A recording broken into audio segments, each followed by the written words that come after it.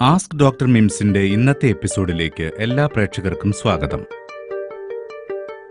മഴക്കാലമായതോടെ ഓരോ ദിവസവും ഡെങ്കിപ്പനി ബാധിക്കുന്നവരുടെ എണ്ണം കൂടി വരുന്ന ഈ സാഹചര്യത്തിൽ പ്രേക്ഷകർക്കായി ഞാൻ എക്സ്പ്ലെയിൻ ചെയ്യാൻ പോകുന്നത് ഡെങ്കിപ്പനിയെക്കുറിച്ച് തന്നെയാണ്. ഡെങ്കിപ്പനിയെ പൊതുവെ മൂന്നായി തരംതിരിക്കാം. 1 സാധാരണ ഡെങ്കിപ്പനി, 2 ഹെമറേജിക് ഡെങ്കി, 3 ഷോക്ക് സിൻഡ്രോം എന്നിവയാണവ. 2 തരം കൊതുകുകളാണ് ഡെങ്കിപ്പനി പരത്തുന്നത്: ഈഡിസ് ഈജിപ്തിയും ഈഡിസ് ആൽബോപിറ്റസും. ഈഡിസ് ആൽബോപിറ്റസിനെയാണ് സാധാരണയായി കണ്ടുവരുന്നത്. സാധാരണ ഡെങ്കിപ്പനി കൊതുകുകടി മൂലമുള്ള അപകടകരമല്ലാത്ത പനിയാണ്.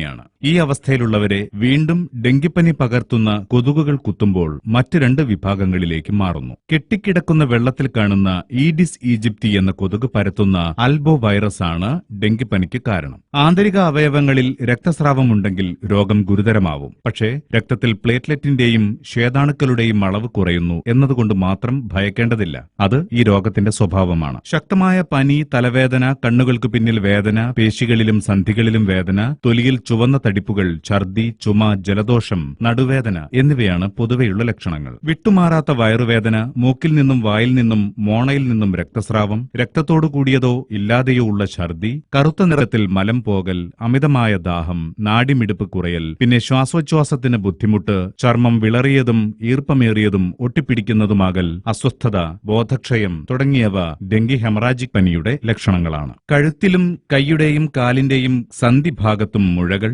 ശരീരത്തിന് മരവിപ്പ്, കൈകാലുകളിൽ പെരുപ്പ്, വിശപ്പില്ലായ്മ, രുചിക്കുറവ് എന്നിവയും ഉണ്ടാകും. രോഗിയുടെ ശരീരത്തിനുള്ളിൽ നിന്നും തൊലിപ്പുറത്തു നിന്നും രക്തം പുറത്തു വരുന്നത് പോലുള്ള ലക്ഷണങ്ങളും കണ്ടേക്കാം. ഇതോടൊപ്പം നെഞ്ചിലും വയറിലും വെള്ളം കെട്ടിനിൽക്കുകയും രക്തസമ്മർദ്ദം പെട്ടെന്ന് കുറഞ്ഞ് രോഗി മരിക്കാനിടയാവുകയും ചെയ്യും. ഈ അവസ്ഥയാണ് ഷോക്ക് സിൻഡ്രോം. രോഗാണു ശരീരത്തിൽ പ്രവേശിച്ചാൽ ഏകദേശം ഒരാഴ്ചയ്ക്കകം രോഗലക്ഷണങ്ങൾ പ്രത്യക്ഷപ്പെടും. മിക്കവാറും ഒരാഴ്ചയ്ക്കുള്ളിൽ ഭേദമാവുകയും ചെയ്യും. ഒരു വ്യക്തിക്ക് പലതവണ രോഗം പിടിപെടാനും സാധ്യതയുണ്ട്. ഡെങ്കി പരത്തുന്ന ഈഡിസ് കൊതുകുകൾ കടിക്കുക പകൽ സമയത്താണ്. അതുകൊണ്ട് പ്രത്യേകം ശ്രദ്ധിക്കണം. ഒരിക്കൽ ഡെങ്കിപ്പനി വന്നവർ കൂടുതൽ സൂക്ഷിക്കുക. രണ്ടാമത് വരുന്ന ഡെങ്കിപ്പനി മാരകമാവും. പനി ബാധിച്ചവർ കൊതുകുവലയിൽ മാത്രം കിടക്കുക. പനി എത്ര ചെറുതായാലും സ്വയം ചികിത്സ പാടില്ല. 3 ദിവസത്തിന് ശേഷവും പനി കുറയുന്നില്ലെങ്കിൽ തീർച്ചയായും ഡോക്ടറെ കാണുക. വെള്ളം ധാരാളം കുടിക്കണം. ഉപ്പിട്ട കഞ്ഞിവെള്ളവും ORS ലായനിയും കുടിക്കാം. ഡെങ്കി വൈറസുകൾക്കെതിരെ ആന്റിബയോട്ടിക്സ് ലഭ്യമല്ല. പനി കുറയാനുള്ള മരുന്നും പൂർണ്ണ വിശ്രമവുമാണ് പ്രധാനം. പ്രതിരോധ മരുന്നില്ലാത്തതിനാൽ